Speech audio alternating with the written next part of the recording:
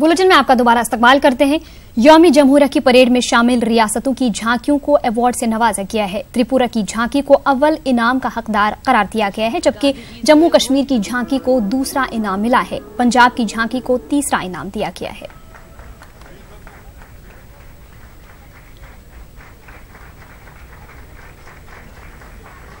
गांधी जी को ray of hope नज़र आई थी 47 में, और उसी हिसाब से उसी सब्जेक्ट पे ये टेबलो था, और जिसमें हमने हर रियासत के हर जगह से लोगों को, आर्टिस्टों को यहाँ बुलाया है, जो चाहे वो लद्दाखी हैं, करगिली हैं, बौद्ध हैं, मुस्लिम है, कश्मीरी मुस्लिम हैं, कश्मीरी पंडित्स हैं, डोगरास हैं, गुजर हैं, हर तरह के लोग जो है वाकई में कंपोजिट कल्चर की। 8 साल के बाद इस तरह का हमें अचीवमेंट मिला कोरियोग्राफी के बारे में। ऑफकोर्स क्योंकि हमारा एक राज्य है जो 3 अलग अलग रीजन से लोग आते हैं, पहले तो उनकी अंडरस्टैंडिंग के लिए उनको हम इकट्ठे रखते हैं, फिर हम दूसरे स्टेटों के साथ बात करने की कोशिश करते हैं। तो 3 को लेकर एक फ्यूजन बना के एक अलग अलग म्यूजिक पर करना बहुत ही टफ था, चैलेंज था, लेकिन जितने भी आर्टिस्ट थे उन्होंने हमारे साथ दी। सुबह 4 बजे उठना, फिर उनको एक तरह का आर्मी का 1 महीना का ट्रेनिंग मिला।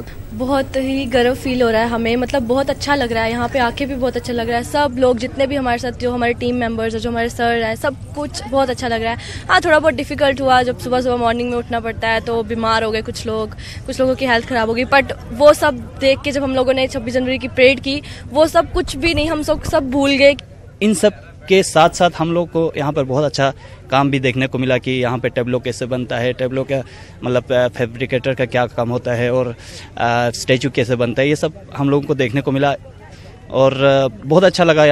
मरकजी वजीर मुख्तार अब्बास नकवी ने हज 2019 की तैयारियों का मुंबई हज हाउस में जायजा लिया। नकवी ने कहा कि सफर हज पर जाने वाले आजमीन हज की खिदमत के लिए 700 अफराद को तरबियत दी जाएगी। उन्होंने बताया कि हज के लिए GST 18% से कम करके 5% किया गया है। मुख्तार अब्बास ने उम्मीद जताई कि इस मरतबा आजमीन हज की तादाद गुज़िश्ता साल से जायद होगी। 2019 हज 2019 की तैयारियां और प्रिपरेशन हज कमेटी ऑफ इंडिया, हमारा जो काउंसलेट जनरल है सऊदी अरब में, और मिनिस्ट्री ऑफ माइनॉरिटी अफेयर्स ने मिल करके लगभग 3 महीने पहले पूरे हज की तैयारियों की प्रक्रिया प्रोसेस शुरू किया। और हम लोगों की शुरू से एक कोशिश रही है कि पूरे के पूरे हज की जो प्रोसेस है, प्रक्रिया है, उसमें बिचौलियों की भूमिका को खत्म किया जाए। और बिचौलियों की भूमिका को खत्म करने का जो प्रोसेस हम लोगों ने शुरू किया है, उसका नतीजा है सब्सिडी के खत्म होने के बावजूद भी हज यात्रियों पर कोई भी नाजायज बोझ नहीं पड़ने दिया गया। और इस बार खुशी की बात है कि जो GST 18% थी हज यात्रा पर, वो GST अब 5% हुई है, और जिसका नतीजा है कि कई ऐसे एम्बार्केशन पॉइंट हैं जिस एम्बार्केशन पॉइंट से कि बहुत बड़े तादाद में जो हज यात्री हैं उनको राहत मिलेगी।